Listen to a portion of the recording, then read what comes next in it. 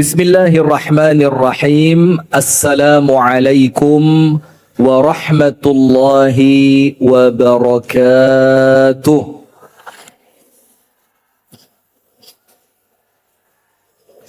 Bismillahirrahmanirrahim. Alhamdulillahi rabbil alamin. Allahumma salli wa sallim wa barik ala nabiyyina wa maulana Muhammadin wa ala alihi wa sahbihi ajma'in. A'udzu billahi minasy syaithanir rajim. Ya ayyuhalladzina amanu ittaqullaha haqqa tuqatih wa la tamutunna illa wa antum muslimun. Allahumma inna nas'aluka ilman nafi'an wa rizqan tayyiban wa amalan mutaqabbala. Amin ya rabbal alamin. Ibu-ibu sekalian dan jamaah sekalian yang semoga kita bersama senantiasa dirahmati dan diberkahi oleh Allah. Amin. Alhamdulillah, kita bersyukur kepada Allah atas limpahan nikmat yang Allah karuniakan kepada kita. Karena nikmat itu, ibu-ibu, kalau tidak disyukuri dia akan pergi. Hati-hati, nikmat kalau tidak disyukuri, dia akan pergi. Maka para ulama mengatakan, asyukru muthbitu an-ni'am. Syukur itu adalah pengikat nikmat. Syukur itu apa? Pengikat nikmat. Tujuannya apa? Biar nikmat yang kita rasakan, yang Allah karuniakan, boten ucul. Supaya ndak apa? Boten ucul. Karena panjenengan cek, nikmat itu kemungkinannya cuma dua. Wis panjenengan cek kemanapun ketemune ya mung loro iki. Nikmat itu kemungkinannya berapa? Dua. Kemungkinan yang pertama, imma antatrukaka.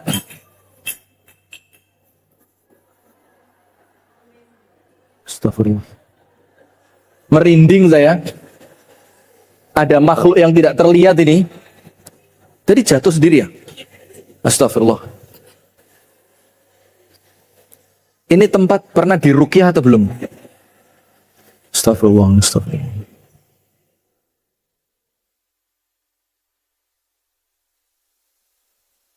Tunggal guru ojo ganggu. Sudah. Aman. Sampai mana tadi? Nomor satu. Anda pergi kemanapun, kalau berbicara nikmat cuma dua. Nomor satu, imma antatrukaka. Nomor satu, nikmat itu pergi meninggalkan kita. Jadi orangnya masih hidup, tapi nikmatnya oleh Allah sudah dicabut. Bisa apa tidak? Bisa apa tidak? Ada orang masih hidup, sehatnya dicabut. Padahal sehat itu nikmat. Maka nikmat sehatnya oleh Allah dicabut. Ada orang masih hidup, nikmat hartanya dicabut. Wonge seurip, hartanya sudah habis. Enten boten? Enten. Ada nikmat rumah tangga, orangnya masih hidup, istrinya, suaminya, anaknya meninggal dunia duluan. Ada atau tidak? Padahal istri, suami, anak itu merupakan nikmat dari Allah. Ada orangnya masih hidup tapi orang tuanya wafat, padahal punya orang tua itu nikmat. Maka kemungkinan nomor satu, nikmatnya oleh Allah dicabut dalam keadaan orangnya masih hidup. Itu nomor satu.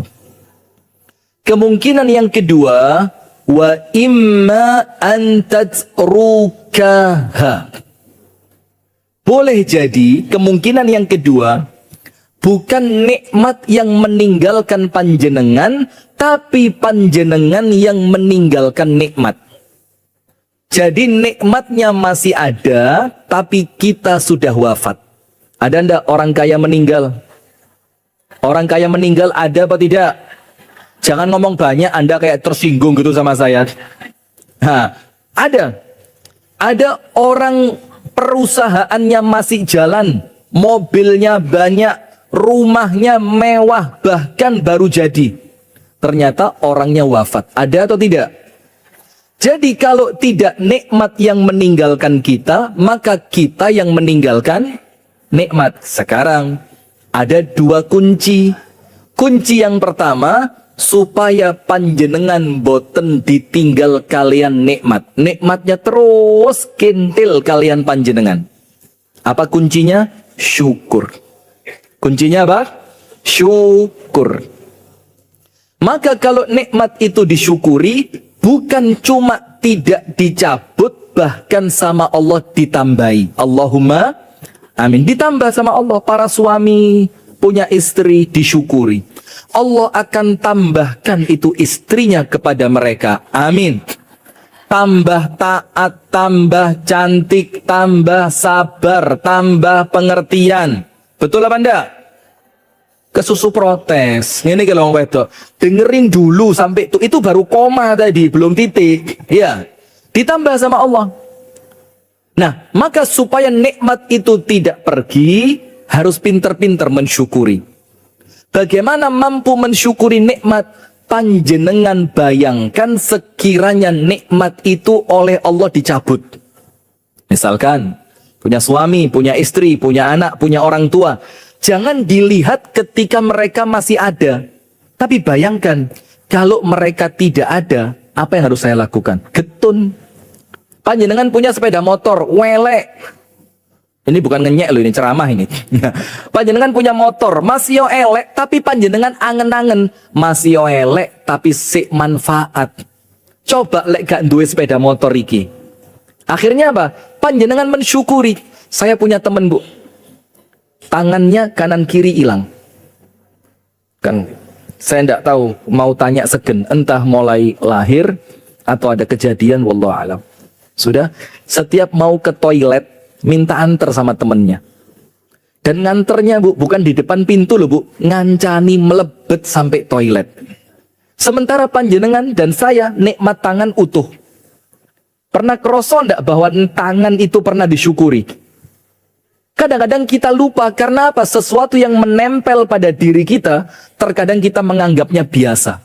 Maka termasuk suami, istri, anak, orang tua, keluarga yang tiap hari menjadikan hidup kita itu berwarna dengan teriakannya, dengan tangisannya, dengan tertawanya, dengan permintaannya, dengan pengabdiannya. Itu karena tiap hari ikut, itu terkadang kita tidak merasa bahwa itu begitu berharga. Nggih napa nggih? Maka hati-hati, kalau sampai lupa mensyukuri, nanti nikmat itu oleh Allah akan dicabut. Maka ada satu ayat Quran yang kebanyakan dari kita sering mendengarkannya, tapi tidak tahu tafsirnya. Sehingga menafsirkannya dengan cara yang kurang tepat. Apa ayatnya?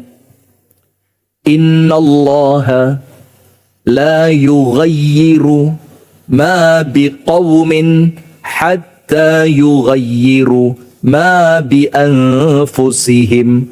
Allah tidak akan merubah suatu kaum sampai kapan? Pinter. Sampai mereka sendiri yang berikhtiar untuk merubahnya. Ayat ini bu, Allah tidak akan merubah suatu kaum sampai mereka sendiri yang merubah nasibnya. Ini bukan ayat tentang nasib. Panjenengan buka tafsir Ibnu Katsir, ini ayat berbicara tentang nikmat. Maksudnya ayat ini, Allah tidak akan mencabut nikmat yang telah Allah karuniakan sampai kita sendiri yang menjadikan Allah merasa pantas untuk mencabutnya. Kapan itu terjadi?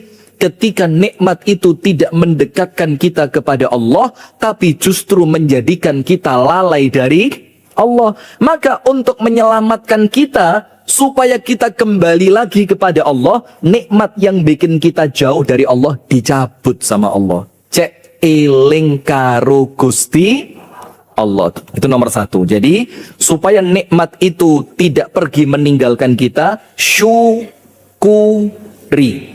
Yang kedua, biar kalau kita meninggalkan nikmat itu pindah ke alam kubur, kita diikuti sama nikmat. Nikmate katut melbu nang jerone kuburan. Bagaimana caranya? Berbagi.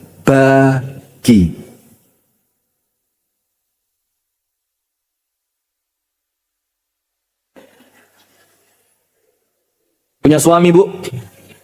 Punya suami? Bagaimana biar panjenengan tidak meninggalkan suami? Suami ini melok terus. Bagaimana caranya?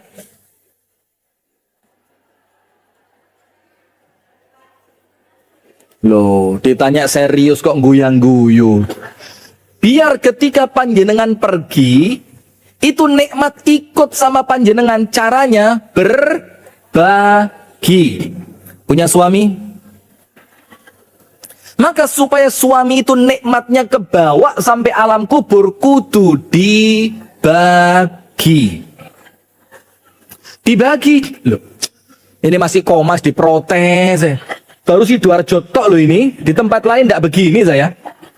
Bagaimana caranya? Dibagi. Ada waktu untuk saya, ada waktu untuk bekerja, ada waktu untuk Allah, ada waktu untuk dia berjuang di jalan Allah, ada waktu untuk dia mengabdi dalam agama. Jadi berbagi.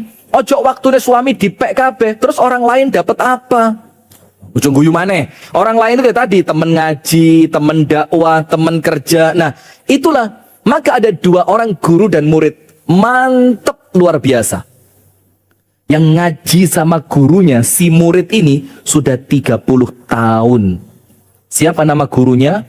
Syaqiq al-Balkhi. Siapa nama muridnya? Hatim al-Asam. Syaqiq dan Hatim. Syaqiq al-Balkhi dan Hatim al-Asam. Ini guru dan murid.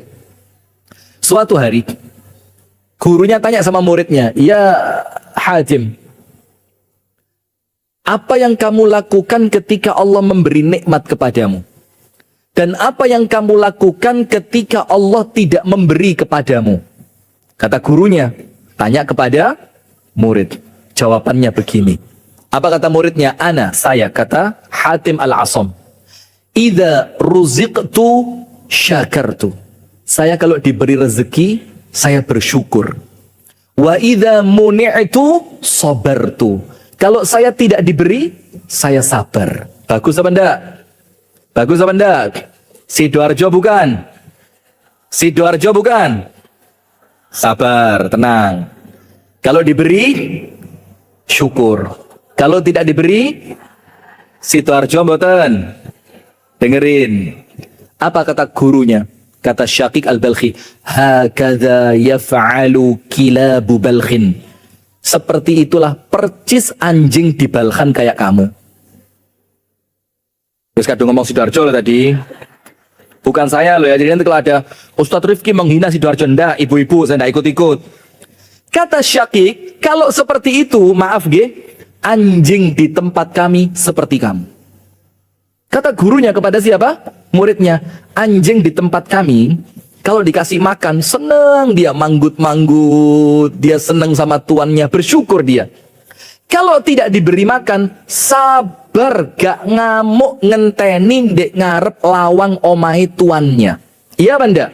Nunggu itu anjing. Itu anjing dikasih syukur, ndak dikasih. Nah, ayo. Tadi siapa ngomong baik? Siapa yang ngomong Sidoarjo tadi? Oh, Worong. Oh, bisa, ndak apa-apa. Ini belum final kok ya. Bagus. Worong ya, ganti. Terus si murid ini penasaran loh. Untuk saya itu sudah bagus. Diberi bersyukur, tidak diberi sabar. Sampai akhirnya murid itu penasaran. Loh, kalau sampean bagaimana? Wa anta kaifa idza an'amta? Terus panjenengan kalau dapat nikmat bagaimana? Wa kaifa idza muni'ta? Dan panjenengan kalau tidak diberi sama Allah, apa yang panjenengan lakukan? Dengerin. Utang? Oh, minta. Masya Allah. Kata Syakik, jawab muridnya tadi. Ana, kata gurunya, Syakik. Idza ruziqtu athartu. Aku kalau diberi rezeki bukan bersyukur, berbagi. Telat sudah. Aku kalau diberi berbagi. Wa idza muni'tu, kalau aku tidak diberi syakartu, aku bersyukur. Loh, tidak diberi kok bersyukur? Karena tidak memberinya Allah kepada kita itu menyelamatkan. Jadi ketika ada sesuatu yang kita minta, ternyata oleh Allah tidak dikasih, itu adalah jalan keselamatan. Maka dalam kitab Al-Hikam milik Ibnu Athaillah As-Sakandari dibilang apa? Allah itu kalau tidak memberi, tidak memberinya karena sayang. Kenapa? Banyak di antara kita DKI sombong, DKI lali salat, DKI lali ndonga, DKI lali lek wis tuwek. Loh iya ada orang dikasih badan sehat walafiat sampai usia 65, lali lek tuwek malah pamer awak. Nah, maka terkadang Allah itu tidak memberi untuk menyelamatkan. Berarti supaya nikmatnya tidak pergi, dan kalau kita yang wafat nikmatnya tetap keroson di jerone kubur, jangan lupa disyukuri dan dibagi. Faham boten?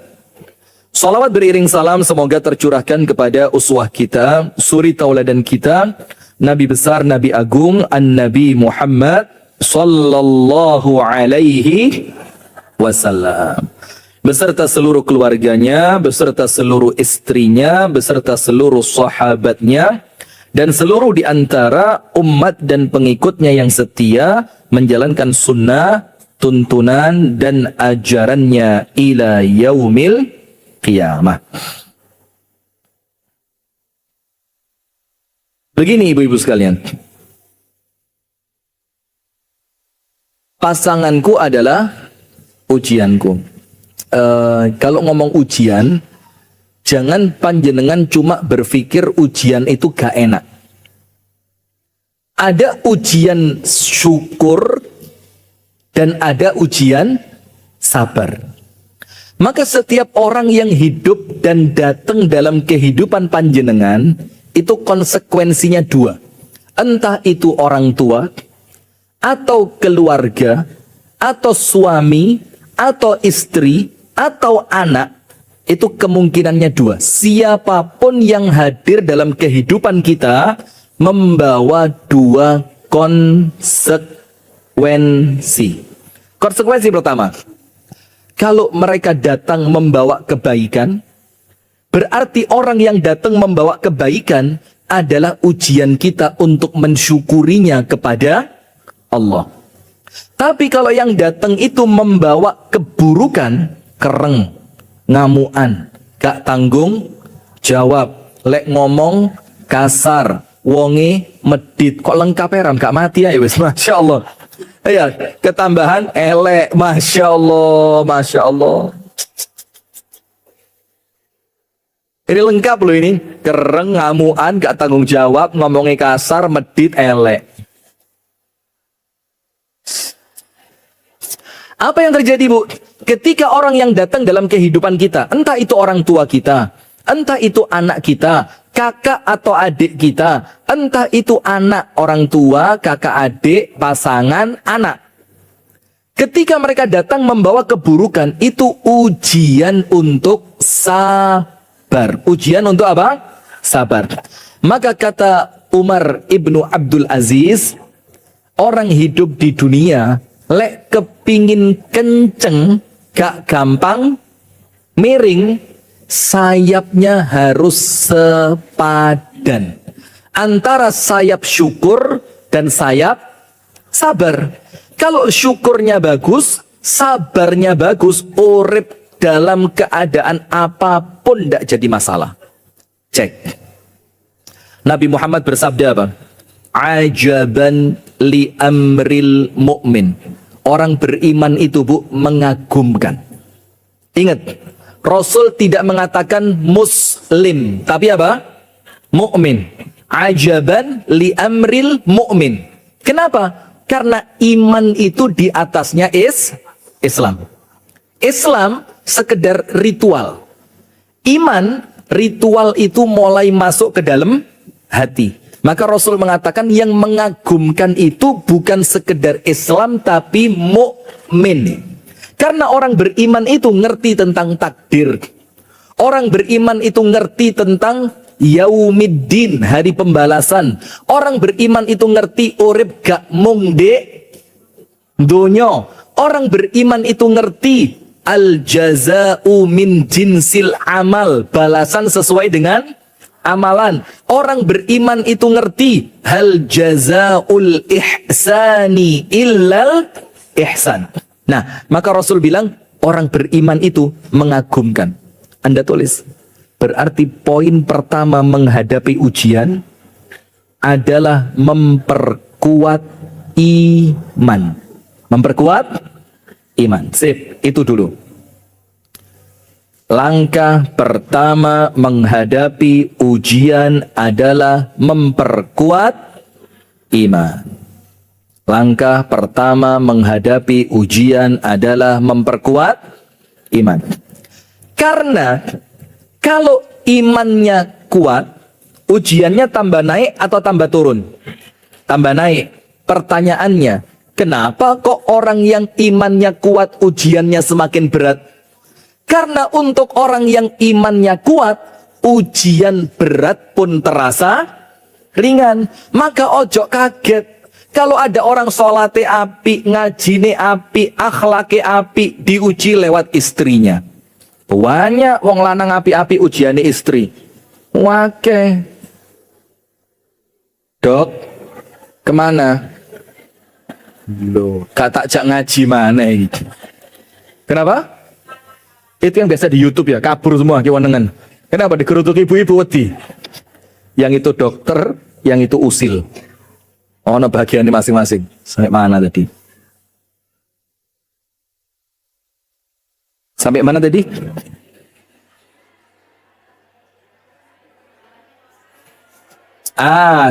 Karena untuk orang yang imannya kuat, ujian berat pun terasa ringan. Nah, sudah, sekarang hadisnya kita lanjutkan. Berarti poin pertama paham nggih? Ujian apapun sing gak enak, obate iman. Obatnya apa? Iman.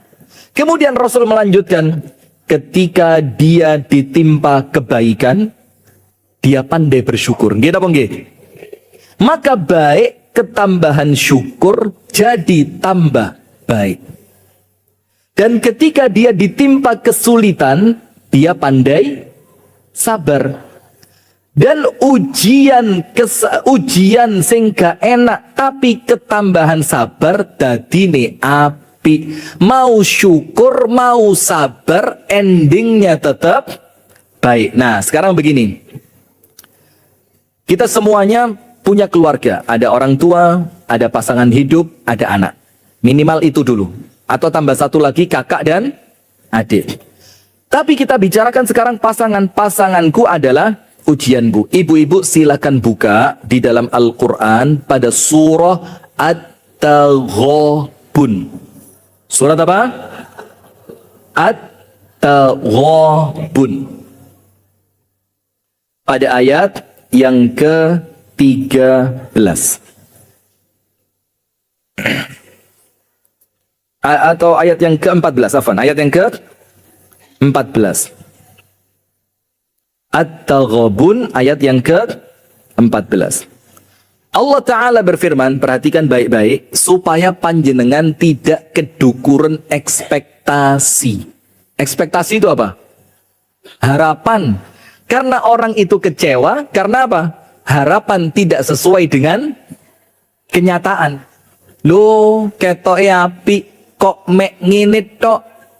Lo biyen pas lamaran gawa mobil, lah kok wis rabi numpak pit, ngerti pit? Sepeda motor.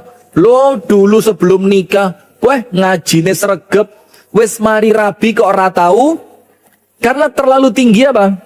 harapan, maka orang itu kecewa ketika harapannya tidak sesuai dengan kenyataan. Ekspektasinya terlalu tinggi. Nah sekarang, supaya panjenengan tidak tinggi ekspektasi, buka At-Taghabun ayat 14. Syaitanir rajim. Ya ayyuhalladzina amanu. Lihat, ketika ayatnya ujian, balik lagi bu. Yang Allah sebutkan bukan Islamnya, tapi apa? Imannya. Kenapa begitu? Anda buka surat Al-Ankabut ayat 1 dan 2. Alif Lam Mim. Ahasiban nasu an yutraku an yaqulu amanna wa hum la yuftanun. Apakah kalian mengira setelah kalian mengucapkan aku adalah orang yang beriman, kemudian kalian tidak akan diuji? Tidak mungkin. Ayat ini menunjukkan orang yang beriman pasti diuji. Sehingga ayat-ayat tentang ujian mesti diawali dengan kalimat iman. وَلَنَبْلُوَنَّكُمْ بِشَيْءٍ مِّنَ الْخَوْفِ وَالْجُوعِ وَنَقْصٍ مِّنَ الْأَمْوَالِ وَالْأَنفُسِ وَالثَّمَرَاتِ وَبَشِّرِ الصَّابِرِينَ. Terus Anda lanjutkan ayatnya, iman di situ. Semuanya seperti itu. Karena apa? Ujian itu senantiasa bergaris lurus dengan keimanan. Nah maka bu, ujian tidak akan pernah berat untuk orang yang dekat kepada Allah. Ujian tidak akan merepotkan untuk mereka yang taat kepada Allah. Ujian tidak akan pernah menghancurkan mereka yang punya koneksi bagus dengan Allah. Maka tulis nomor 2. Nomor 1 tadi apa? Memperkuat iman. Nomor 2, perbaiki hubungan dengan Allah. Jadi kalau ada ujian, ojo malah curhat, Mbak.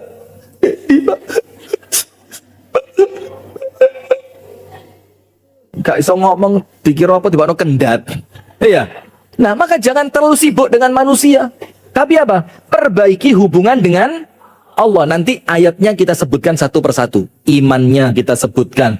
Nanti tentang koneksi dengan Allah juga kita sebutkan. Nah sekarang kita lanjutkan. Ya ayyuhalladzina amanu. Wahai orang-orang yang beriman. At-Taghabun ayat berapa? 14. Inna min azwajikum. Sebagian dari pasangan kalian. Berarti semua atau sebagiannya?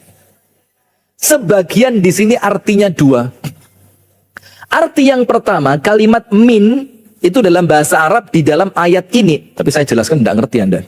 Tapi tidak apa-apa, cek atau saya ustadz temenan ya. Min di dalam ayat ini artinya tab'id. Bukan dal, tapi do. Tab'id. Artinya apa? Menunjukkan sebagian, bukan keseluruhan. Maka Allah mengatakan sebagian dari pasangan kalian. Berarti semuanya atau sebagian saja? Sebagian. Sebagian di sini artinya 2. Nomor 1. Tidak semua pasangan itu bermasalah. Itu arti nomor 1. Apakah setiap suami panjenengan semuanya bermasalah? Kan tidak. Tidak semua. Astagfirullah. Nyaut ay. Tidak boleh, haram. Jadi tidak semua suami bermasalah. Begitupun sebaliknya, tidak semua istri Maka kalimat sebagian di sini menunjukkan ayat ini bukan untuk keseluruhan manusia, tapi sebagian dari manusia.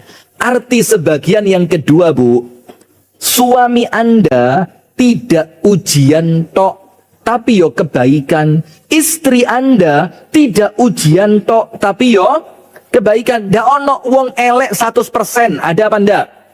Sa ele-ele wong se ono apike. Sebaliknya, tidak ada orang sing apik 100%. Sa api-apike wong tetap enek. Nah, maka kalimat sebagian di situ, Bu, Anda diperintahkan oleh Allah untuk tidak melupakan sisi baiknya. Ojo didelok eleke tok, tapi dilihat juga apanya? Baiknya. Sebaliknya pun begitu. Jangan dilihat baiknya tok, nanti keblinger Anda. Tapi iki menungso sing ono eleke. Nah, maka itu kalimat, arti kalimat sebagian dari pasangan kalian. Wa auladikum, dan sebagian dari anak kalian. Subhanallah, Bu. Nggak tahu kenapa ya. Kalau kita perhatikan, yo entah bener entah tidak. Cuma sependek yang saya lihat, sak dulur ya, berdua, bertiga, berempat, berlima, bahkan lebih, mesti ono sing ganyang salah siji. Nggak, subhanallah, nggak tahu kenapa ya. Itu kalau kita perhatikan, di antara keluarga tadi, ono ae sing dadi ujian. Tapi bukan panjenengan kan? Kakak atau adik panjenengan kan? Enggak ya. Nah, maka itulah arti kata sebagian, maksudnya apa? Misalkan kita punya 5 anak, tidak semuanya ujian. Mungkin 1 yang jadi ujian, atau mungkin 2. Artinya apa? Sebagian dari anak kita, ada yang Allah hadirkan untuk ujian bagi kita. Maka Nabi Muhammad mengatakan anak itu, bikin wong lanang itu telu. Mabkholatun, medit. Medit. Dulu sebelum punya anak, sodakoi lancar. Setelah punya anak, mulai mikir, le anakku sekolah, le anakku loro, le Idul Fitri anakku kepingin kelambi, anyar, akhirnya sedekah yang awalnya 100 menjadi berapa? Berkurang. Itu nomor 1, mabkholatun. Anak itu bikin orang tuanya medit. Panjenengan nggih sami ngoten niku. Loh, ya apa? Sama kan? Mabkholatun. Yang kedua, majhalatun. Bikin bapak ibunya apa? Majhalah, jahil, bodoh. Dulu sebelum punya anak, rajin ngaji. Setelah punya anak, waktunya mulai berkurang. Mbak kok gak ngaji? Bayo, iki lo anak iki kok pas awake rodok gak enak. Nanti lagi lo, Mbak kok gak ngaji? Anakku njaluk enterne sekolah. Mbak kok gak ngaji? Ndampingi anak belajar. Mbak kok gak ngaji? Lho iki anakku lagi ono ae, majhalah. Yang ketiga, majbanatun. Anak itu bikin orang tuanya apa? Jaban itu artinya penakut. Bahasa Jawanya apa penakut itu?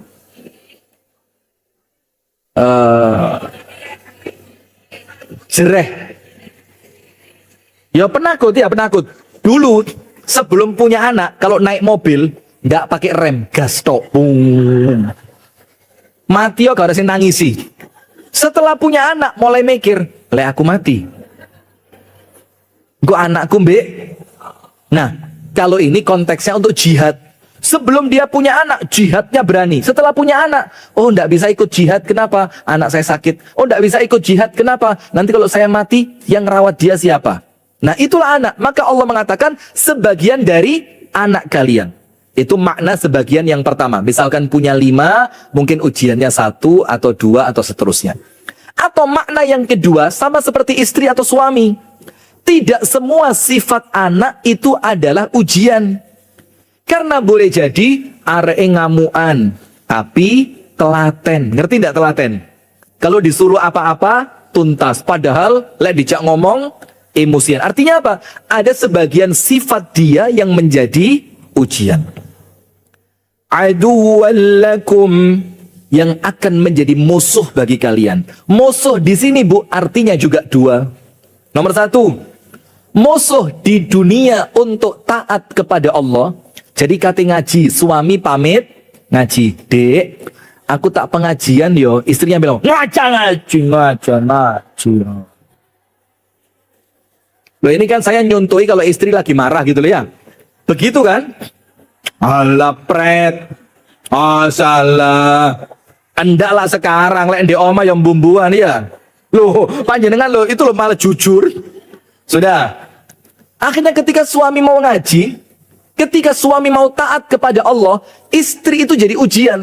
Kenapa? Suami mau sholat tahajud, selimut dibuka, kate ngadeg 2:30 bengi, dirangkul sama istri. Sido tahajud apa turu? Dasarnya Bu, wong lanang iku api-api. Makanya Anda lek ngundang penceramah itu sing wedok, cek belani wong wedok ya. Nah, tapi maaf, sebaliknya pun sama. Contohnya apa? Perempuan kalau mau puasa sunnah, sabar, tak belani. Ketika perempuan mau puasa sunnah, pas suami di rumah, wajib izin apa enggak? Kalau suami tidak mengizinkan, nah, berarti apa? Itulah sebagian itu arti musuh. Musuh di dunia untuk kita taat kepada Allah. Jadi ketaatan itu terkadang terhalang oleh pasangan. Gini apa nggih? Suami itu kan loman, dermawan. Ketika mau sholat Jumat bawa duit 100.000. Ketemu polisi di depan pintu. Delok kantongi. Abang. Dicabut merah, sret. Masuk kantong. Dijoli piro, Bu? Abu-abu. Suami sudah punya niat baik, terhalang oleh siapa? Ngaku boten. Boten. Bagus. Ya sudah. Artinya seperti itu. Itu salah satu maknanya. Dan makna yang kedua, musuh nanti di akhirat. Musuh di akhirat itu apa, Bu? Ketika istrinya keluar tidak pakai jilbab, dibiarkan oleh suami. Nanti ketika karena tidak pakai jilbab itu istri dimurkai oleh Allah, istrinya ngomong apa? Ya, enaknya. Ini loh, ngaji sampai mangan cilok, Masya Allah. Tidak apa-apa, lanjutkan, Bu. Tidak apa-apa, lanjut. Oh, daripada ngantuk, bagus ya. Masya Allah.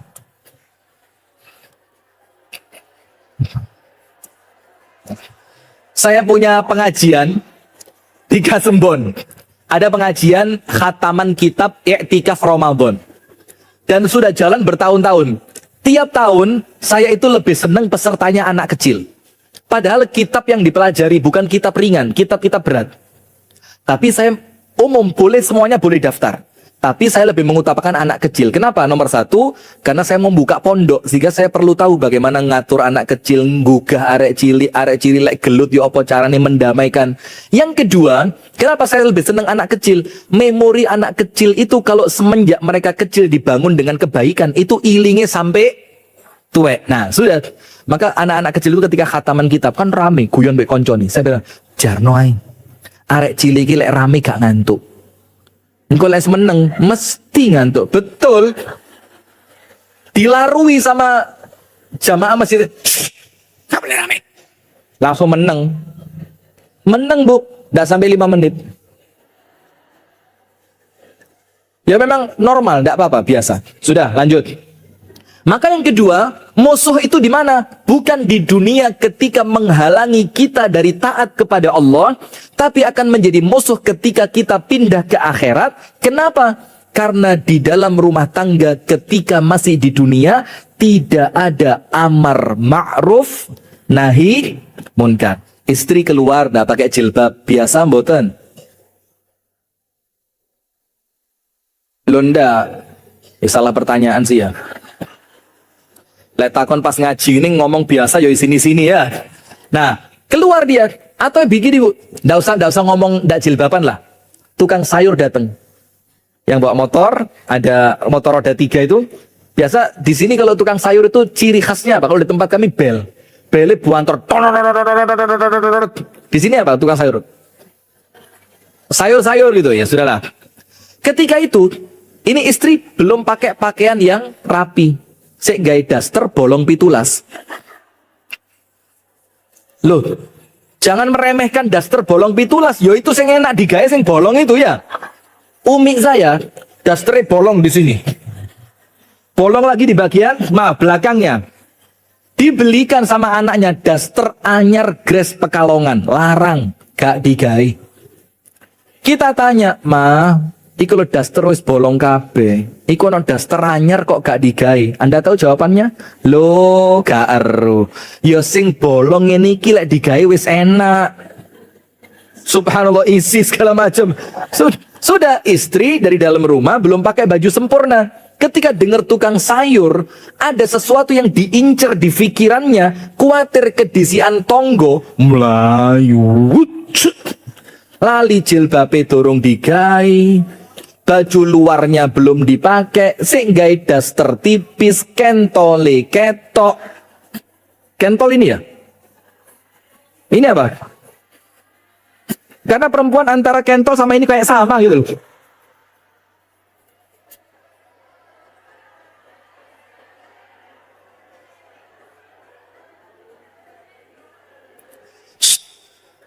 Tidak boleh body shaming. Sudah.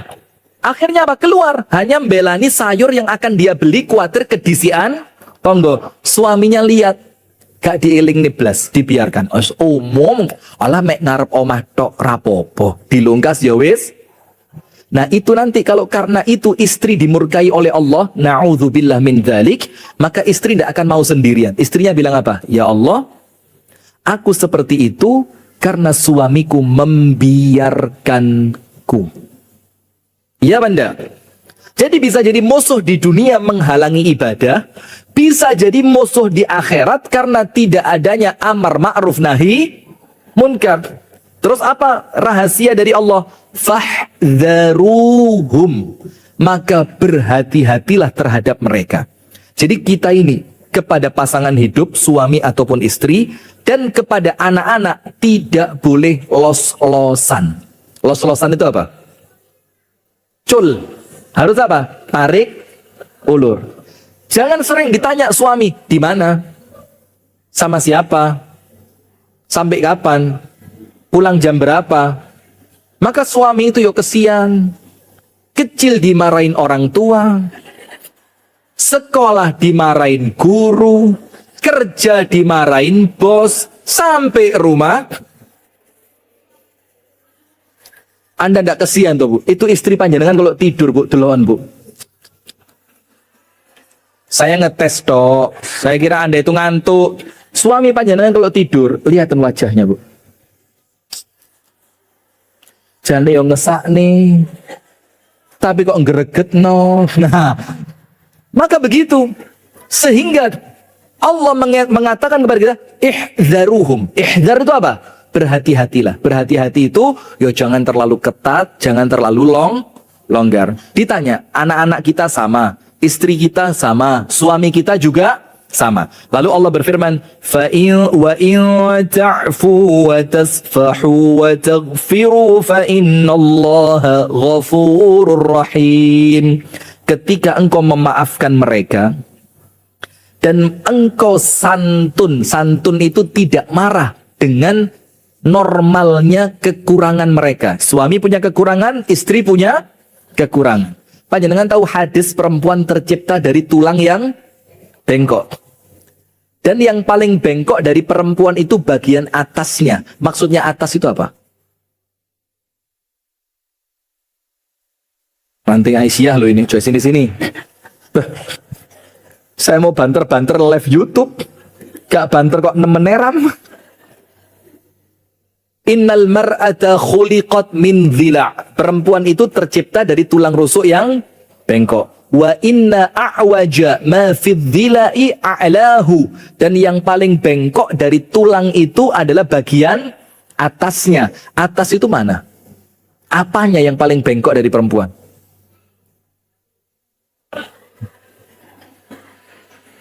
Lisan. Karena apa Bu? Iki loh. Iya. Orang itu kalau ingin istiqomah, istiqomah itu diawali dengan mengistiqomahkan lisan. Kalau lisannya sudah bengkok, maka amalnya tidak mungkin mampu istiqomah. Nah, maka Allah mengatakan kalau kamu maafkan mereka dan kamu sabar. Sabar itu gak ngamuk dengan kekurangan mereka yang memang itu tabiatnya mereka. Wa taghfiru, dan engkau mengampuni mereka. Mengampuni itu apa? Tidak menghukum mereka atas kesalahannya. Fa innallaha ghafurun rahim. Sesungguhnya Allah itu pengampun lagi penyayang. Nah, sekarang ayatnya selesai. Panjenengan pegang satu ayat itu. Nah, sekarang saya jelaskan begini. Ketika pasangan menjadi ujian, apa yang harus Anda lakukan? Misalkan panjenengan punya suami, lah kok suaminya ibadah males. Bahkan mungkin sebagian meninggalkan sholat. Atau kalau untuk laki-laki ternyata istrinya itu ditoto angel. Istrinya itu berani dengan dia. Nah sekarang, ketika pasangan menjadi ujian, Anda perlu melakukan 3 perkara. Nomor 2. Loh kan terserah saya. Ustadznya siapa? Loh kok ngatur-ngatur saya Anda? Baik, nomor 1. Berkaca diri. Nomor 1, berkaca diri. Entah itu suami ataupun istri. Jadi kalau suami dan istri itu datang dalam kehidupan kita membawa luka, membawa ujian buat kita, maka nomor 1 yang perlu kita lakukan apa? Introspeksi, muhasabah. Apa yang perlu dimuhasabah? 3. Nomor 1, hubungan kita dengan Allah. Karena apa, Bu? Ketika hubungan antara kita dengan Allah itu tidak baik, tidak mungkin hubungan dengan manusia menjadi baik. Maka ada nasihatnya para salaf zaman dulu, panjenengan tulis. Perbaiki hubunganmu dengan Allah, maka Allah akan menjadikan baik hubunganmu dengan manusia. Faham betul? Diulang? Maka yang perlu diintrospeksi nomor 1, hubungan kita dengan Allah. Kenapa begitu? Karena kalau hubungan kita dengan Allah tidak baik, akan memunculkan efek negatif antara kita dengan sesama manusia. Siapa mereka? Bisa jadi orang terdekat kita, yaitu suami atau istri. Karena orang yang hubungan dengan Allahnya baik, maka Allah akan memperbaiki hubungan dia dengan sesama manusia. Itu nomor 1 dulu. Hubungan dengan Allah dimuhasabah. Nomor 2, dimuhasabah dosa masa lalu. Ada enggak dosa masa lalu yang mungkin kita lupa bertobat dan berdampak sampai sekarang? Ada. Karena dosa itu oleh Allah tidak akan pernah dilupakan. Tulis rumus dosa. Rumus dosa. Tulis innallaha yumhil yumhil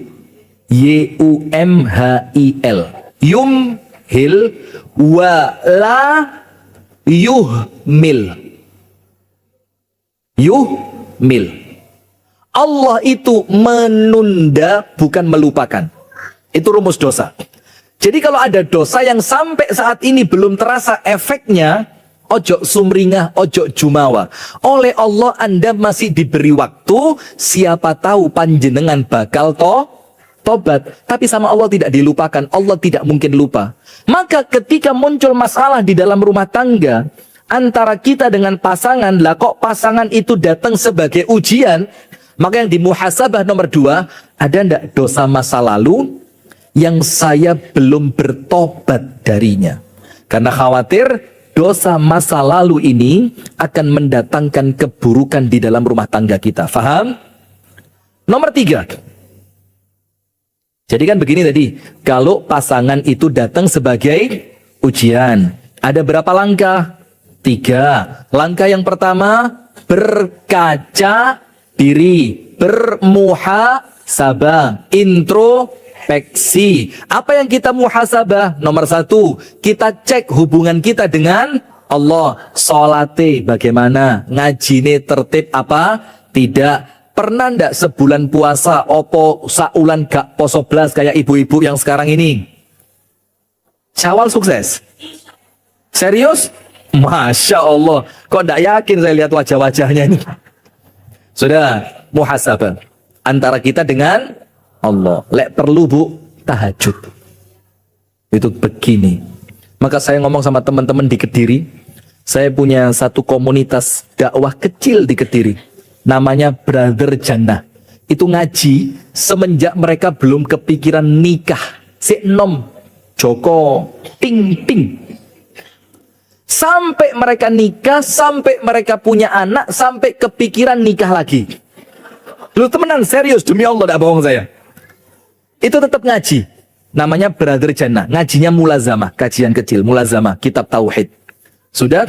Maka saya ngomong sama mereka, karena mereka sudah mulai punya anak sekarang. Saya bilang apa? Tirakate wong tuwa gawe anak sing paling manjur dua ibadah. Ada dua ibadah untuk nirakati anak. Insya Allah manjur. Tahajud dan puasa sunnah. Tahajud dan puasa sunnah. Orang tua itu bu, lek tahajudnya sregep, poso sunnahi rutin, anaknya terjaga. Anaknya apa? Terjaga. Panjenengan ingat tidak dalam surat Al-Kahfi yang kita baca setiap hari? Masa Jumat toh, Masya Allah, ketoro lek males. Anda tidak tahu kalau dijebak ya? Dalam surat Al-Kahfi kan ada 3 kisah antara Nabi Musa dengan Khidir. Nomor 1 perahu. Nomor 2 anak kecil dibunuh. Nomor 3 tembok yang mau roboh, ya kan? Nah tembok itu mau roboh sama Khidir diperbaiki. Nabi Musa tanya, kenapa? Lau syi'ta lattakhadta alaihi ajra. Khidir, kenapa diperbaiki? Kalau panjenengan mau dandani tembok yang mau roboh ini, enek bayarannya. Bayarannya bisa kita buat beli makan. Kata Khidir apa? Ya wis lah, kamu ndak ngerti mak. Baru terakhir dijelaskan, ternyata di bawah tembok tadi ada harta peninggalan milik anak yatim. Kalau temboknya roboh, itu harta ketahuan, nanti diambil orang. Maka sama Khidir diperbaiki. Pertanyaannya, apa yang menjadikan sampai dandani tembok Allah ngirim 2 orang mulia? Nomor 1 Nabi Musa, nomor 2 Khidir. Ternyata apa? Wa kana abuhuma shaliha. Karena faktor orang tuanya anak yatim ini orang tua yang soleh. Bayangin, hartanya anak karena kesolihan orang tua sama Allah dijaga. Nah maka introspeksi pertama antara kita dengan Allah. Introspeksi yang kedua, coba diingat dosa masa lalu. Sing paling medeni apa? Jangan-jangan Anda nikah tidak dapat restu orang tua. Oh, nggak usah heboh, biasa aja loh, kayak artis saya. Dan maaf ibu, kita bukan mau gosip, bukan mau apa enggak. Cuma kita ambil ibroh dan pelajaran. Coba lihat gembar-gembor dunia artis yang dulu waktu nikah tidak direstui orang tua, kemudian kabur, bondo cinta. Apa nasib rumah tangga mereka? Cerai. Ada berapa? Coba dihitung.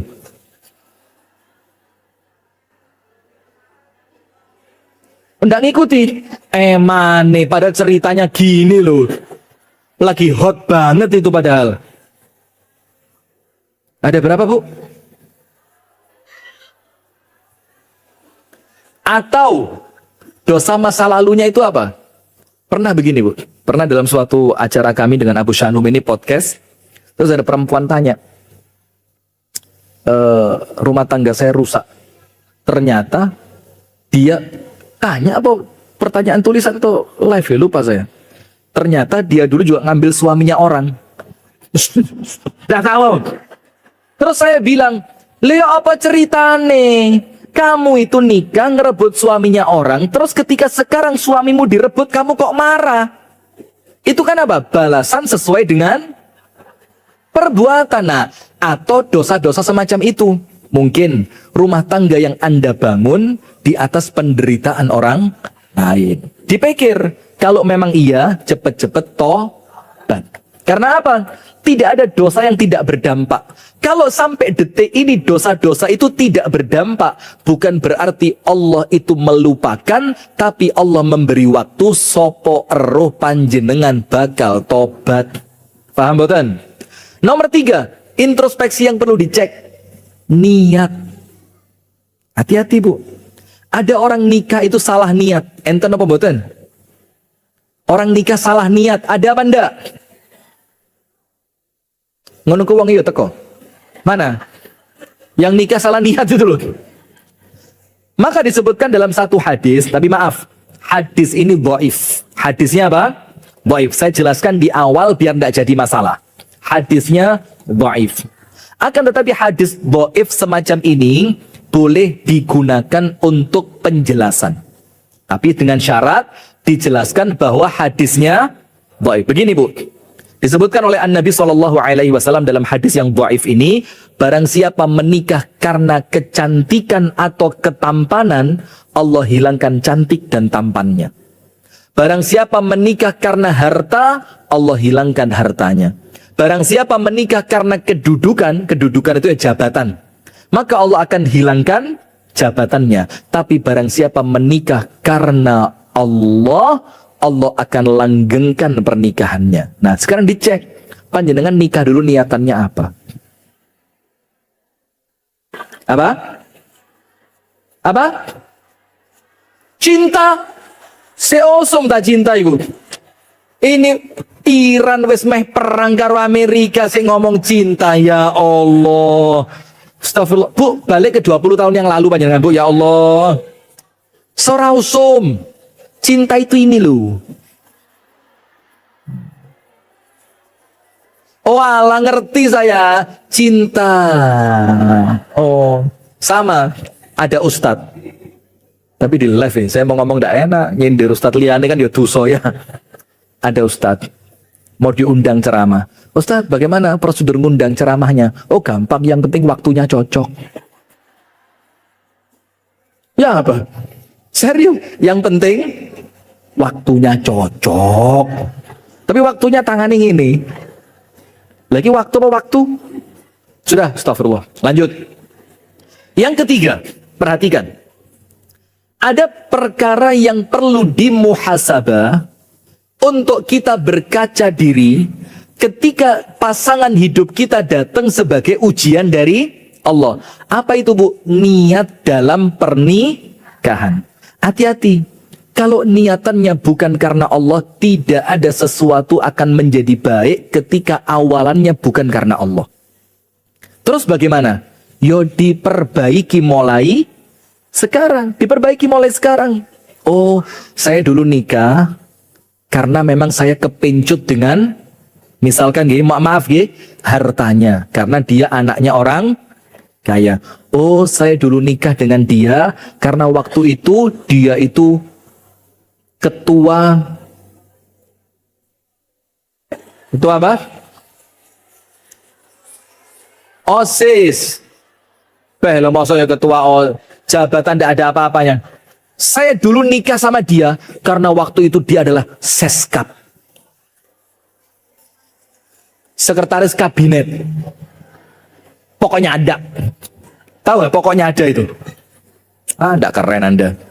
Nah, maka niat ini pengaruhnya besar. Nah, sehingga kalau memang mulai kroso, mulai terasa. Tapi maaf loh ya, terasa itu bukan di awal pernikahan. Awal nikah itu seenak-enak tok. Lihat orang-orang yang kawin lari itu, tidak dapat restu orang tua.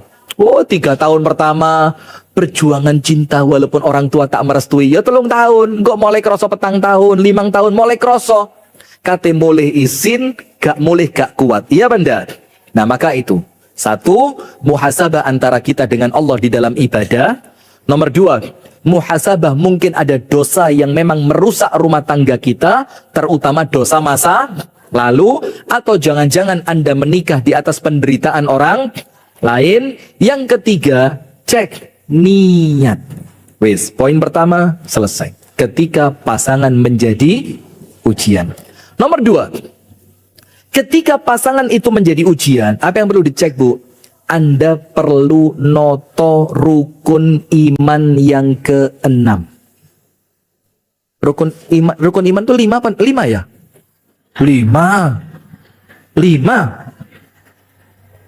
Rukun Islam berapa? Oh, terima kasih diingatkan. Saya sempat lupa loh. Anda perlu memperbaiki rukun iman yang ke-6. Maka saya pernah dengar dari guru saya. Begini, Bu. Orang kalau masih iri kepada orang lain, iri itu Bang, gak seneng lek wong liyane seneng. Yes, begitulah. Pokok nunggu bagaimana orang itu jatuh. Kalau ngelihat usahanya orang lancar, atine cupet. Ngelihat toko orang lain bangkrut, atine seneng. Astagfirullah. Apa jangan dengerin, Bu? Hah? Anda loadingnya telat Anda. Begini. Orang kalau masih punya sifat iri, ingat loh ya, iri itu normal. Maka Ibnu Taimiyah mengatakan apa? La yakhlu jasadun min hasadin. Tidak ada manusia yang selamat dari hasad, tidak ada. Wes lek ono wong ngomong gak duwe hasad, pret. Tidak ada. Tapi begini kata Ibnu Taimiyah, al-aqilu yukhfihi. Tapi kalau orang berakal, hasadnya dilawan. Hasadnya apa? Dilawan. Ditutupi. Dia tidak mau kepancing dengan hasad. Sampai akhirnya ngelok nih, curiga, memfitnah, bongkar aib. Tidak. Itu orang berakal. Hasadnya dilawan, ditutup. Wal jahilu yubdihi. Tapi kalau ada orang jahil itu apa? Tidak ngerti ilmu, tidak ngerti ibadah, wonge sak karepe dhewe, gak ono aturan, gak duwe adab, maka hasadnya itu diikuti. Hasadnya diikuti. Nah, sekarang tergantung kita. Nah, maka guru saya bilang apa? Orang kalau hasadnya masih mendominasi, jangan boleh belajar tafsir, jangan boleh belajar hadis, jangan boleh belajar sirah, jangan boleh belajar fikih, suruh belajar rukun iman.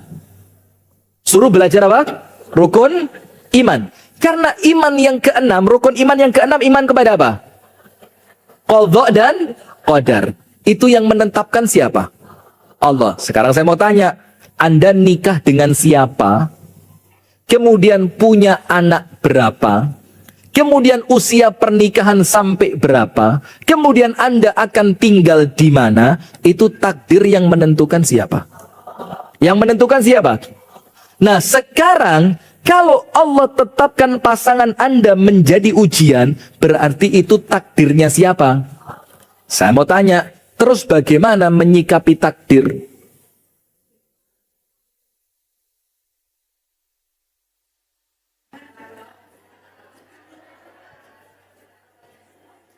Paring sabar Gusti, ya Allah.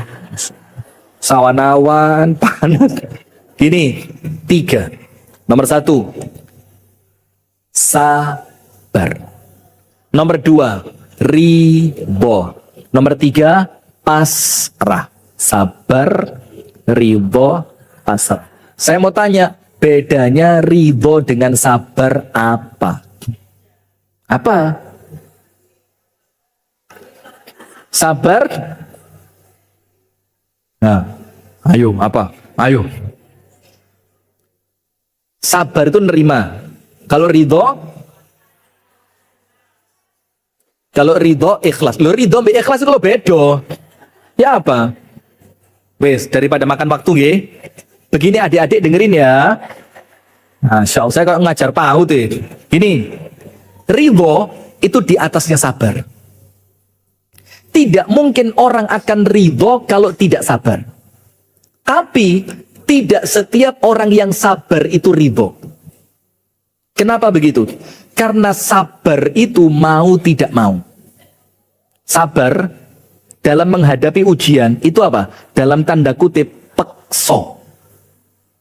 Banyak orang sabar tapi hatinya gerundel.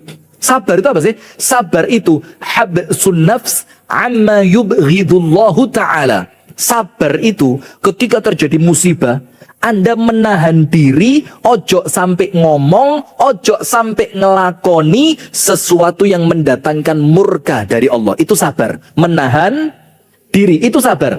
Maka sabar itu dibilang ngem. Itu sabar. Ngem. Tapi saya mau tanya, wong ngempet ngono enak nopo mboten? Ndak ada. Ngempet enak itu ndak ada. Ngempet gak mangan, enak? Ndak enak.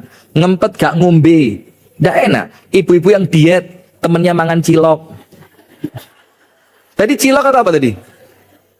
Oh bukan, apa? Maklor. Dimsum. Nah, tapi panjenengan diet. Kalau jenengan, Mbak, aku nggak rujak cingur, Mbak. Ini diet. Ngempet untuk tidak makan. Enak apa enggak? Ya enggak enak. Nah, tapi hati-hati. Panjenengan tulis, penting. Silakan tulis. Ini penting. Saya kasih waktu aja, cepet. Silakan ditulis. Diet. Tulis, manuto sama saya, Ustaz. diet terbaik dimulai langsung diet terbaik dimulai besok. Penting itu. Anda kalau pengen sukses itu kuncinya. Pokok setiap Anda niat diet, masukkan ke sini. Diet terbaik dimulai besok. Insya Allah diet panjenengan sukses. Kapan mulainya? Besok. Sukses. Wes, lanjut. Nah, maka sabar itu ngempet. Nah, tapi orang ngempet itu gak enak. Kalau ridho apa? Ridho itu pasrah. Wes rapopo ya Allah. Itu ridho. Ridho itu seneng dengan ketetapan Allah. Maka antara ridho dengan sabar, mana lebih hebat? Mana lebih hebat? Ridho. Saya cek. Tahu istrinya Fir'aun? Siapa namanya? Pinter adik-adik, luar biasa. Dari PAUD Melati mana, Bu? Asia. Asia itu, Bu. Ketika dia punya sesuatu yang diinginkan dari Fir'aun, dia punya satu kunci. Namanya al-fa'lu. Fa, hamzah, lam. Al-fa'l. Apa itu fa'l? Al-kalimatut thayyibah. Ngomongi api. Asia itu orangnya santun luar biasa. Tidak pernah ngangkat suara pada suami. Setiap ada yang diinginkan, dipilih kalimat-kalimat terbaik. Anda tahu puncaknya sampai mana? Fir'aun ngimpi kerajaannya akan hancur di tangan laki-laki dari Bani Israel. Maka Fir'aun dibilang apa? Wes, mulai sekarang timbang ruwet. Kalau ada bayi laki-laki lahir dari kalangan Bani Israel, diapain bayinya? Bunuh. Bayinya diapain? Dibunuh. Sudah, sampai lama-kelamaan diberi nasihat Fir'aun, kalau bayi Bani Israel yang lahir terus-terusan kita bunuh, maka kita akan kehabisan pekerja. Karena di Mesir zaman itu, Bani Israel itu rakyat kelas 2. Termasuk yang bangun piramid. Itu keturunan Bani Israel. Nah, akhirnya kalau kita bunuh tiap tahun, habis mereka, kita tidak punya pekerja. Fir'aun tanya, terus bagaimana? Nih, setahun dibunuh, setahun biarkan hidup. Dan subhanallah, Nabi Musa lahir, pas keputusan bayi Bani Israel harus dibunuh. Pas itu. Maka sama ibunya dapat firman dari Allah, dia kan dapat petunjuk dari Allah. Apa itu? Disuruh masukkan ke kotak, dihanyutkan ke sungai. Disimpan, keterima di istananya Fir'aun, dipeganglah sama penjaga istana. Diberikan kepada siapa? Asia. Dan ibu-ibu perlu tahu, Asia itu perempuan mandul, tidak punya anak. Namanya perempuan mandul, Bu, ketemu bayi. Apalagi Nabi Musa kecil, dalam kitabnya Ibnu Katsir, Qasasul Anbiya, Nabi Musa kecil itu lemu, metekel, kulitnya ireng, rambutnya keriting nempel di kulit. Bahasa kita apa? Gemesin banget. Itu Nabi Musa. Jadi hitam, gemuk, rambutnya keriting, nempel di kulit. Sampai akhirnya sama Asia digendong. Terus Asia ngomong apa? Fir'aun, la taqtuluhu. Yang satu ini jangan dibunuh. Fir'aun loh ini, Bu. Manusia paling top bengisnya di dunia. Tapi nurut sama siapa? Istri. Nurut sama siapa? Lo mau suami Anda tidak nurut sama Anda? Jadi kalau suami Anda tidak nurut, ngomong kon kalah mbek Fir'aun. Fir'aun yang manut mbek bojone mosok kon gak gelem. Nah, ini suami-suami kalau tidak nurut istri, ngalah-ngalahi Fir'aun ini. Sudah. Maka itu Asia ngomong sama Fir'aun, la taqtuluhu. Fir'aun, yang satu ini jangan dibunuh. Asa an yanfa'ana aw natakhidahu walada. Fir'aun, boleh jadi anak ini manfaat. Atau kalau perlu kita ambil dia sebagai anak angkat. Anda tahu jawabannya Fir'aun? Imma laki fana'am wa imma li fala hajata li alaih. Kalau buat kamu, PN. Tapi aku gak butuh sama anak ini. Kata siapa? Fir'aun. Kemudian muncul pertanyaan besar. Dari mana manusia sebengis Fir'aun semudah itu percaya dengan omongan istrinya untuk tidak membunuh laki-laki Bani Israel ini? Padahal bisa jadi dan terjadi. Ini justru anak yang bakal menghancurkan kerajaannya Fir'aun. Jadi Fir'aun mempertaruhkan kerajaannya hanya untuk nurut kepada istrinya. Apa kuncinya kok sampai Fir'aun nurut sama istrinya ini? Fa'al. Ngomongi api. Nggak pernah kasar. Gak tahu nyentak. Ibu-ibu tahu berapa tahun Siti Khadijah hidup berumah tangga dengan Nabi Muhammad? Ayo.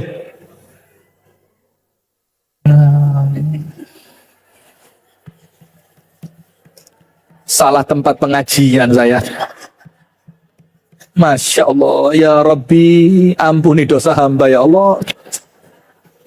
18, sip. 8, salah. Berapa bu? Nah, ini gampang nih. Nabi Muhammad nikah dengan Ibunda Khadijah, usia Nabi Muhammad 25. Dan Ibunda Khadijah wafat, Nabi Muhammad berusia 50. Berarti berapa tahun adik-adik? Pinter, luar biasa. 25? Anda tahu, selawe tahun. Plus, tidak pernah berkonflik dengan Nabi. Tidak pernah bantah. Tidak pernah ngamuk. Tidak pernah teriak. Tidak pernah ganggu hatinya Nabi. Hebat apa enggak? 25 tahun. Sebelum Anda ngomong saya sudah ngerti akan ada pertanyaan begitu. Siapa dulu suaminya gitu kan? Ini Asia, siapa suaminya Asia? Ayo. Suaminya Asia siapa Mbak Yu? Nggak ada Asia ngomong kayak panjenengan, lihat dulu suaminya. Nggak ada. Ayo. Bang Ustadz kok ya kudu pinter jawab. Sudah. Wes begini. Intinya jamaah, perhatikan. Asia itu sampai kemudian Fir'aun pun nurut. Karena apa? Lisannya baik, ngeregani suami. Panjenengan cek dalam Al-Quran. Sebagian besar masalah itu diawali oleh lisan. Maka Allah berfirman, "Qul li'ibadi yaqulul lati hiya ahsan." Nabi Muhammad, bicaralah, sampaikan kepada hambaku, suruh ngomong yang baik. Kenapa begitu? Inna syaitana yanzighu bainahum. Karena setan itu merusak hubungan mereka. Kata para ulama, setan itu merusak hubungan manusia diawali dari lisan. Maka rata-rata rumah tangga yang rusak mesti ngomong elek. Manggil suami John, manggil istri Mbok ya rarek. Maka panggilan itu yang romantis gitu loh. Saiton. Astagfirullah. Aduh, wes, sudah, saya segerakan aja, lanjut. Kayak so dijak serius panjenengan ini. Lalu saya ngomong itu kan maksudnya sayang, Saiton. Astagfirullah. Istighfar gitu, astagfirullah. Insyaallah. Sudah, malu saya dilihat penonton YouTube ini. Sudah begini, Bu. Nah, maka yang kedua, Bu, perhatikan bagaimana menyikapi takdir itu, karena Anda yakini pasangan Anda merupakan takdir dari Allah. Bahkan sebelum kita dilahirkan kan, bahkan 50.000 tahun sebelum kita diciptakan, itu takdir sama Allah sudah ditulis. Kita dalam perut ibu kita usia 120 hari, berapa bulan? 4. Allah kirim malaikat nyatet apa? Nyatet apa? Umur, rezeki, takdir. Takdir itu apa? Ya termasuk jodohe sopo, uripe penak opo, sore itu tercatat. Terus Rasulullah mengatakan, rufi'atil aqlam, pulpennya sudah diangkat, kertasnya sudah kering. Nah, sekarang tinggal menyikapi bagaimana? Sabar, ridho, pasrah. Sekarang sabarnya bagaimana? Sabar itu begini, Bu. Setiap apapun yang Anda lihat adalah perbuatan buruk dari pasangan, jadikan itu ladang jihad panjenengan. Jadikan apa? Ladang jihad. Bukan jihad itu untuk diperangi, tapi jadikan keburukan pasangan ladang pahala untuk panjenengan. Tak cerita nih. Ini ucapan Abdullah ibnu Abbas. Ucapan siapa? Abdullah bin Abbas. wa'ashiruhunna bil ma'ruf. Pergaulilah pasangan kalian dengan cara yang baik. Karena apa? Boleh jadi kamu membenci sesuatu, tapi dari yang kamu benci, Allah mendatangkan kebaikan yang banyak. Ada mana ayatnya? Anda buka dalam surat An-Nisa. Al-Baqarah. Dalam surat An-Nisa. Fa'asa an takrahu syai'an wa yaj'alallahu fihi khairan katsira. Apa kata Abdullah bin Abbas? Kalau ada pasangan sabar dengan keburukan pasangannya, Allah akan mengganti kesabarannya itu dengan anak-anak yang solih dan solihah. Itu penafsirannya Abdullah bin Abbas.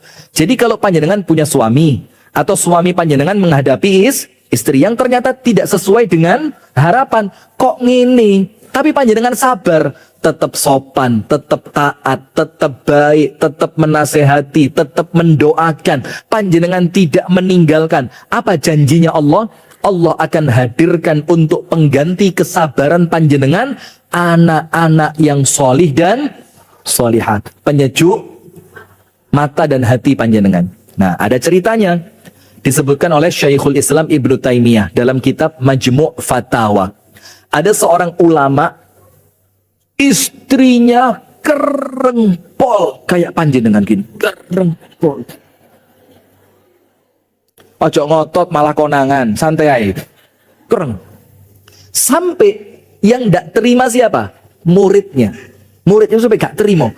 Guruku, aku lu ndelok tok wis gak kuat. Kok panjenengan kuat luar biasa? Apa kata gurunya tadi? Ini ceritanya Ibnu Taimiyah di dalam kitab Majmu' Fatawa. Kata gurunya, ndak, ahtasibu 'alallahi ajroha. Aku berharap ganjaran dari Allah atas keburukannya. Ngomongnya kasar, sikapnya keras, orangnya ngamuan, tapi gurunya basah, sabar. Sudah, ibu-ibu tahu yang terjadi apa? Ketika mereka punya anak, anaknya uapi pol. Sampai ketika si anak laki-laki itu menikah, istrinya ini kaget. Jadi mantunya ustadz tadi, mantunya ulama tadi, datang ke rumah mertuanya, Pak, kok enek uang sebaik anak panjenengan?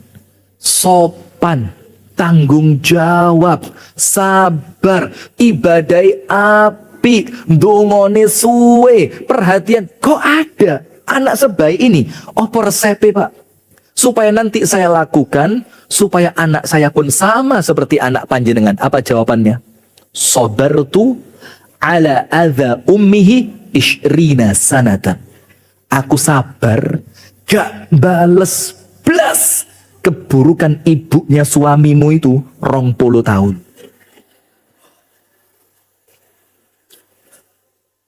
Berapa tahun?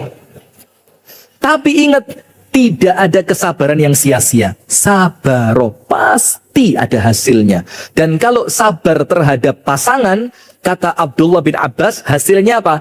Anak panjenengan akan menjadi qurrata a'yun. Sekarang ridho. Ridho itu bagaimana? Ojo protes. Ridho itu bagaimana? Yakin pilihan Allah yang terbaik. Sekarang begini, Allah berfirman dalam hadits qudsi, orang yang tidak ridho dengan ujianku, orang yang tidak ridho dengan takdirku, dan tidak sabar dengan ujianku, silahkan cari Tuhan selain aku. Maka kalau muncul pasangan sebagai ujian apa? Ridho. Wes, ya Allah, pilihanmu yang terbaik. Belum tentu kalau saya nikah dengan selain dia akan lebih baik. Belum tentu. Maaf, Ge. Ini mohon maaf, Bu. Maaf ya, Bu ya. Kalau ada orang bercerai dengan harapan dapat pasangan yang lebih baik, pasti terwujud atau belum tentu? Belum tentu. Bahkan saya punya banyak kasus, antum cek di HP-nya Abu Sanum tadi. Kasus perceraian yang setelah bercerai dapat pasangan luwe elek, akhirnya cerai mana? Dapat pasangan jelek, cerai mana? Sampai akhirnya cerai itu sesuatu yang ringan buat dia. Cerai itu sesuatu yang apa? Ringan. Kenapa? Karena berharap untuk luwe api, ternyata dapat yang tidak lebih baik. Maka ada istilah dari Ustadz Abdullah Hadromi di Malang. Beliau itu kalau mengistilahkan rotok kasar, tapi betul, memang begitu. Beliau ngomong begini,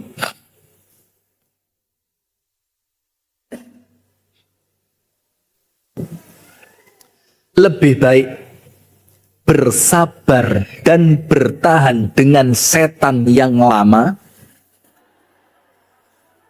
Setala sabar. Ya sudah, saya lanjutkan wes ya. Dengerin dulu. Lebih baik sabar dan bertahan dengan setan yang lama daripada memulai dengan setan yang lek podo-podo setane wes karuan belane sing lawas. Itu kasarnya begitu, ye. Tapi jangan diterima mentah-mentah, artinya itu kasarnya begitu. Itu ridho, Bu. Ridho itu Anda yakin apa yang Allah pilihkan saat ini itulah yang terbaik. Dan pasrah, pasrah itu apa? Tawakal. Tawakal itu kudu meneng, ikhtiar memperbaiki, hasilnya serahkan kepada. Karena ikhtiar Anda memperbaiki rumah tangga dengan pasangan yang kurang baik, itu berpahala. Paham boten? Wes, kedua, penutup terakhir, sudah 2:30. Yang terakhir, ketika ternyata pasangan adalah ujian, ojo lali ndonga. Itu loh Bu, yang kita sering meremehkan kekuatan doa. Doa. Ndonga sing akeh. Banyak berdoa. Allah berfirman, wa qala rabbukum ud'uni astajib lakum. Allah berfirman, Allah memproklamirkan, Allah mengumumkan. Apa kata Allah? Mintalah kepadaku, niscaya aku kabulkan. Cuma sayangnya kita ini dari awal sudah menganggap doa itu tidak akan merubah apapun. Padahal Nabi Muhammad mengatakan apa? La yaruddul qadar illa doa. Tidak ada yang bisa merubah takdir.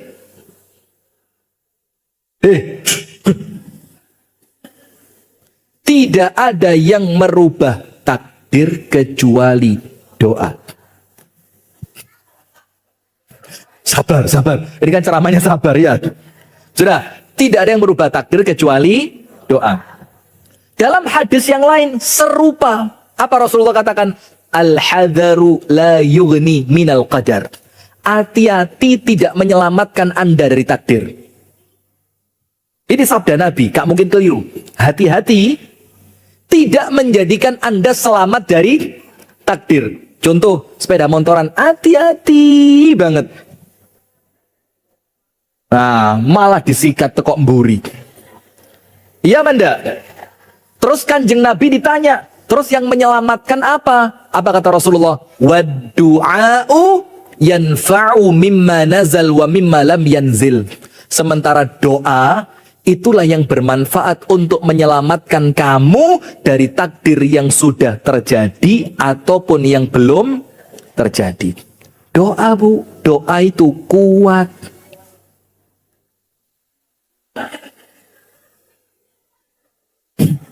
Dapat arisan ya. Saya kalau ada ibu-ibu pengajian itu HP-nya murup, saya suruh ngangkat, diangkat aja enggak apa-apa. Siapa tahu penting. Enggak apa-apa. Wis lali maneh ngomong apa. Nah, cuma sayangnya kita tidak merasa doa itu kuat. Padahal salah satu kunci doa diterima itu apa? Yakin. Apa? Yakin. Ud'ullah wa antum muqinuna bil ijabah. Berdoalah kepada Allah dalam keadaan sampean yakin doaku diterima. Wa innallaha la yaqbalu du'aan min qalbin ghafilin lahin. Dan Allah tidak akan menerima doa dari hati yang lalai. Ngerti tidak lalai? Lalai itu ndonga tapi gak yakin. Lahin, guyon, doanya tidak serius. Saya kasih satu contoh doa mustajab. Ibu-ibu tahu ibundanya Imam Bukhari?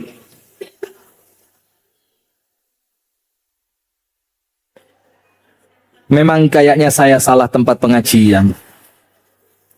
Ini grup senam apa namanya? Ini grup senam diselingi ngaji gitu ya? Atau grup pengajian kecampuran ibu-ibu senam. Begini, tahu ibunya Imam Bukhari? Siapa namanya?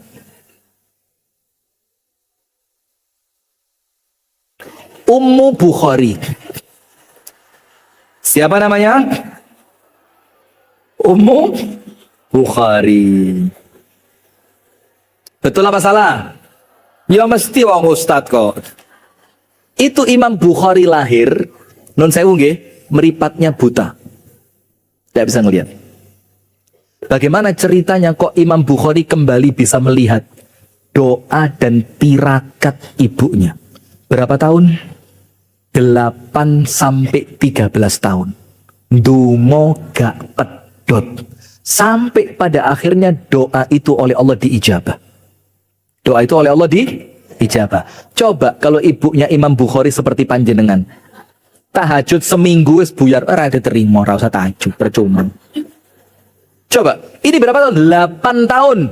Ada yang bilang 13 tahun baru doanya diterima. Dan panjenengan tahu doanya kapan? Pas tahajud gak tahu pedot.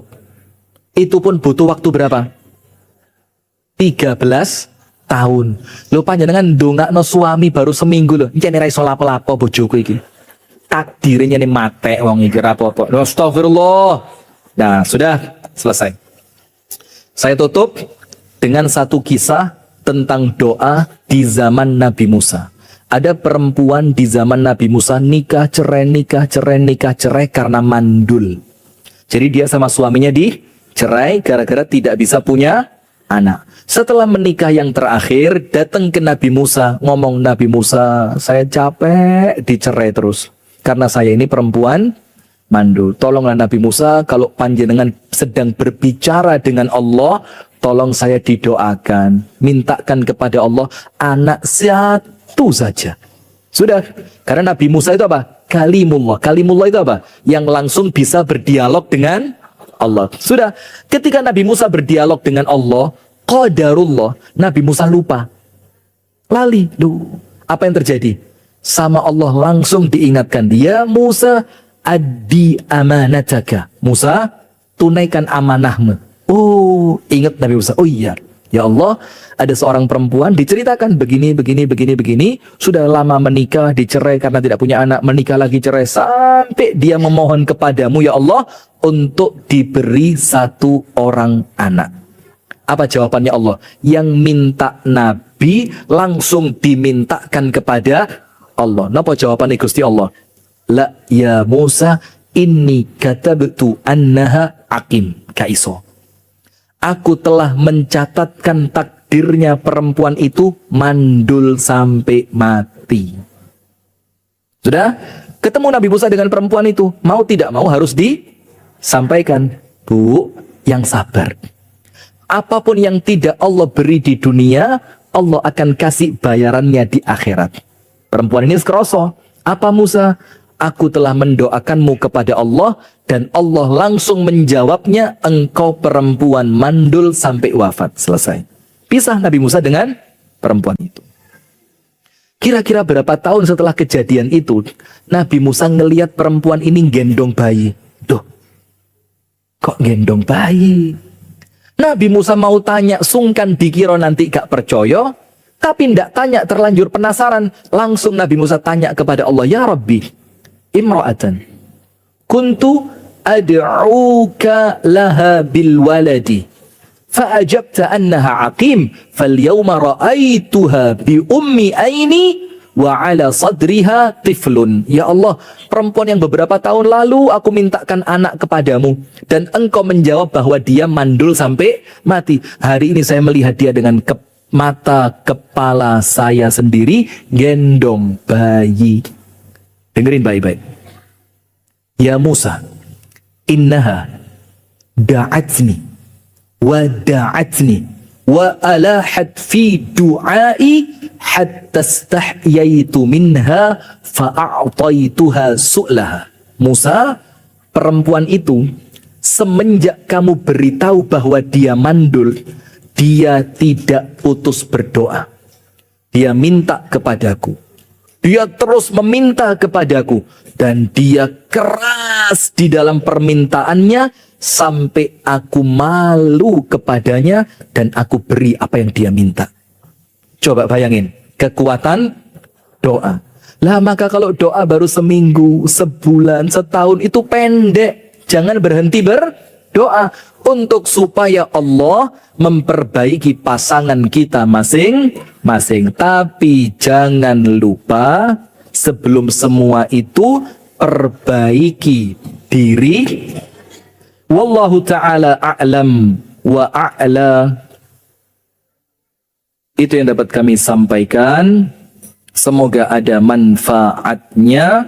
Kurang dan lebihnya kami mohon maaf. Hadanallahu.